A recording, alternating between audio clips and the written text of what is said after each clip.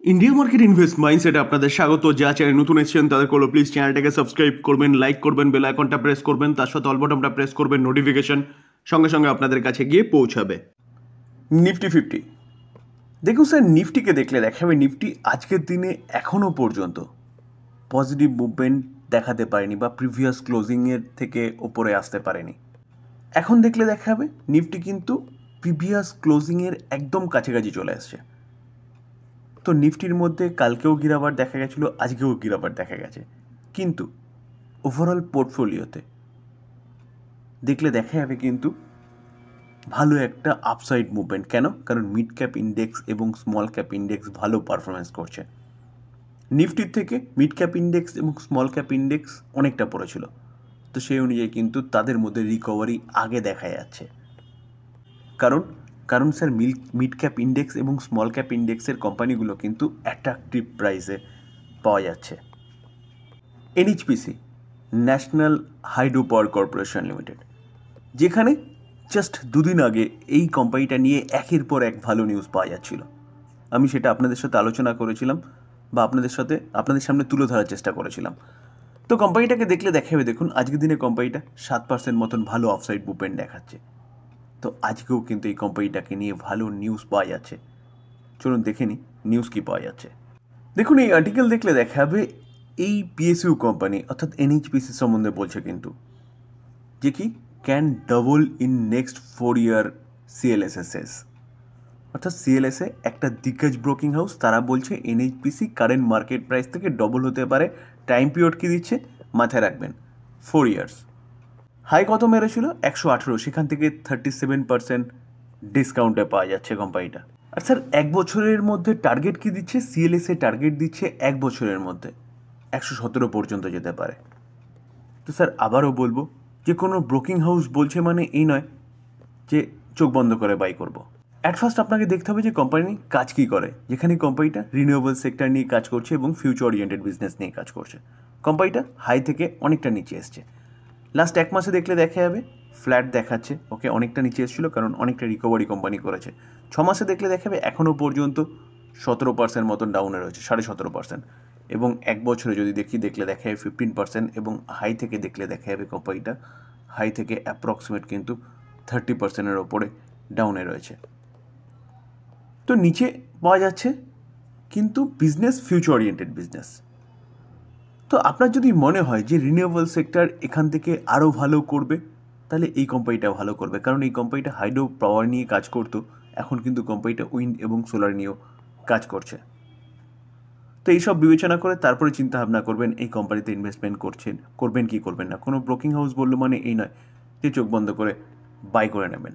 GSW energy এই কোম্পানিটাও renewable sector নিয়ে কাজ করে এবং কোম্পানিটা সোলার এনার্জি নিয়ে কাজ করে। আজকের দিনে দেখলে দেখা যাবে কোম্পানিটা প্রায় 3% মতন ভালো আপসাইড মুভমেন্ট দেখাচ্ছে।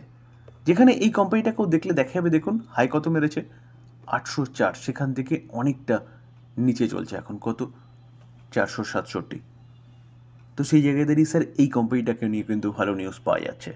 মতিলাল ওসওয়াল, দিগ্গজ ডোমেস্টিক ব্রোকিং হাউস, তারা এই কোম্পানিটাকে 60% আপসাইড মুভমেন্টের কথা বলছে।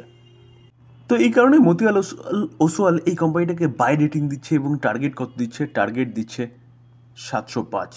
তো কারেন্ট মার্কেট প্রাইস থেকে কিন্তু অনেকটা আপসাইড মুভমেন্টের কথা বলছে। এই ক্ষেত্রেও স্যার আবারও বলবো যে কোম্পানি কোনো ব্রোকিং হাউস টার্গেট দিচ্ছে মানে চোখ বন্ধ করে বাই করবো, এটা কিন্তু একদমই ভুল decision.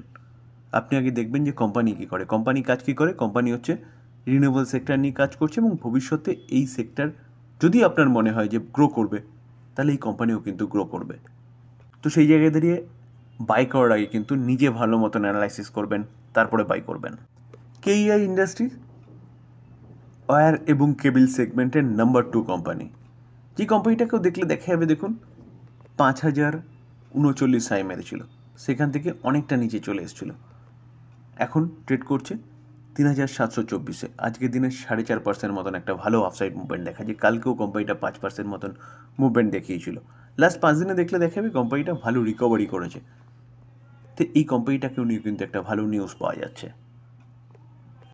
Domestic broking house Godrej financial service, এই কোম্পানিটাকে বাই রেটিং দিচ্ছে এবং কারেন্ট মার্কেট প্রাইস থেকে অনেকটা আপসাইড মুভমেন্টের কথা বলছে। টার্গেট কত দিচ্ছে 4103।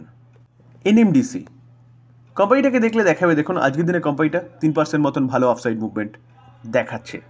লাস্ট 6 দিনে 5 দিনে দেখলে দেখাবে কোম্পানিটা 6% মতন মুভমেন্ট দেখিয়েছে, যেখানে এই কোম্পানিটা হাই মেরেছিল 95, 52 খাই, সেখান থেকে এই কোম্পানিটা কিন্তু এখন চলছে কত 67.06-এ। তো এই এনএমডিসি ইউএই বেশ একটা কোম্পানির সাথে মৌ স্বাক্ষর করেছে। কার কোম্পানিটার নাম কি? জেএনপিএ। সেখানে কোম্পানিটা ইনভেস্টমেন্ট করছে কত 21,000 কারোর। কিসের জন্য? ভাদাভান পোর্ট। সেখানে অবভিয়াসলি ইনফ্রাস্ট্রাকচার ডেভেলপমেন্টের কাজ করবে এনএমডিসি, যার জন্য এতটা ইনভেস্টমেন্ট করতে চলেছে। এবং এই কোম্পানিটা মোটামুটি কাজ করবে কত পর্যন্ত? 2039 পর্যন্ত। তো এইটা এনএমডিসির জন্য একটা ভালো নিউজ, যার জন্য কোম্পানিটা কিন্তু সেলিব্রেট করছে এবং আজকের দিনে কোম্পানিটা 3% মতন ভালো আফসাইড মুভমেন্ট দেখাচ্ছে। বিএসসি লিমিটেড কোম্পানিটা আজকের দিনেও দেখলে দেখাবে, দেখুন 6%-এর ওপরে ভালো মুভমেন্ট দেখাচ্ছে, যেখানে কালকেও আমরা দেখেছিলাম কোম্পানিটা 8% মতন ভালো মুভমেন্ট দেখিয়েছে। তো কোম্পানিটার কাজ কি?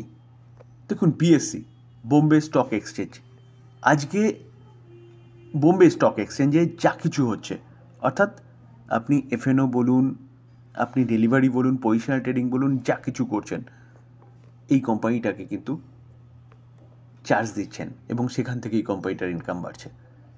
তো এই কোম্পানিটার কখনো না বন্ধ হওয়ার মতন বিজনেস, যেখানে যতদিন ভারতের ইকোনমি টিকে থাকবে ততদিন এই কোম্পানিটা টিকে থাকবে।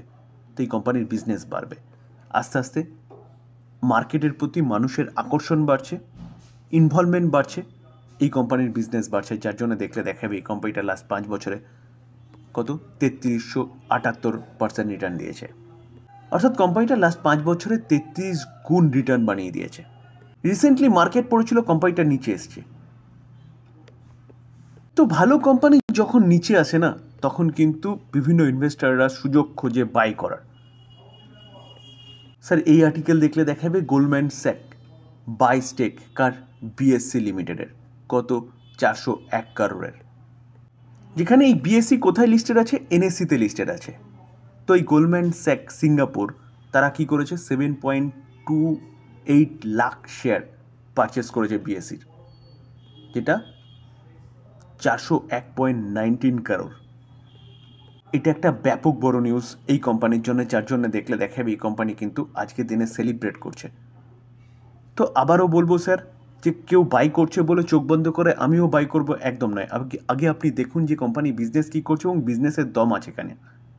যদি দম থাকে তাহলে গিয়ে বাই করার চিন্তা ভাবনা করুন। ডিসক্লেমার দিয়ে রাখি স্যার, কোনো বাই রেকমেন্ডেশন নাই। কোম্পানিগুলো সম্বন্ধে ভালো নিউজ পাওয়া যাচ্ছে, সেগুলো আপনাদের সামনে তুলে ধরার চেষ্টা করছি। টোটালটাই লার্নিং পারপাস। বাই করবেন, নিজে অ্যানালাইসিস করবেন বা আপনি আপনার ফাইন্যান্সিয়াল অ্যাডভাইজারের সাথে কথা বলে নিয়ে তারপর বাই করবেন। থ্যাংক ইউ, ভালো থাকবেন।